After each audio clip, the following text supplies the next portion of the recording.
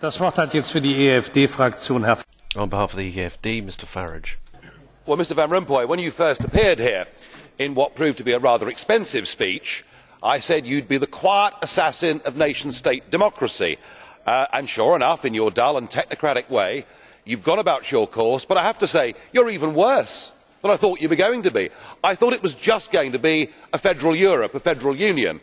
But actually it appears, with every statement you make, that what you now want is the total subjugation of the states to completely undemocratic structures based in Brussels. I misread the bailouts. I thought that when the bailouts happened, and I could see the panic around this chamber, people fearing economic meltdown, but you of course were calm through it all because you saw the bailouts as your opportunity to take control. Just think how Ireland today is managed, Greece for that matter.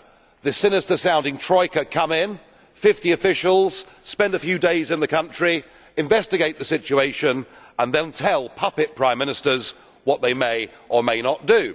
And I note great enthusiasm in this chamber for Spain to have a bailout. Lots of members here want Spain to accept the bailout so that they too are subjugated to this new order. Indeed, in Italy, the appointee there, Mr Monti, is very keen for his own country to be bailed out because, to quote him, he fears that parliamentary democracy could bring down the European Union. So I think it is pretty clear that your next phase is for those that have not been bailed out and may not need to be bailed out. You now want them to sign guarantees, budget guarantees, and to have the power to strike down national budgets after they have been through parliaments. I have to say, I feel that the Eurozone is now in a very dark place, economically, socially, politically, and I fear that the countries trapped inside it, in that prison, will be there for many years to come. So it is odd against this backdrop that the Nobel Peace Prize has been awarded to the European Union.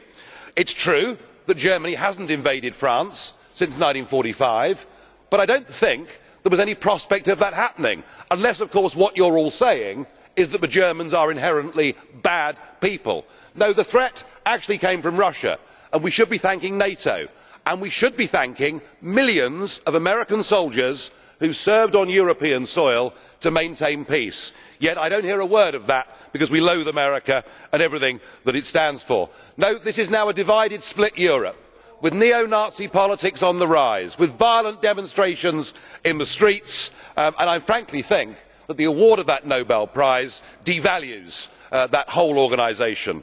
Well, it is not all bad news, because in Britain the opinion polls are clear that a clear settled majority of Brits now want to leave this union, leaving David Cameron as piggy in the middle, trying to pretend to be a Eurosceptic when he comes over here, going back home and claiming victories, but he is stuck. And I predict one thing, big political change is coming in Britain because he is losing the support of millions of his own voters. Thank you. Das Wort hat jetzt für I know on behalf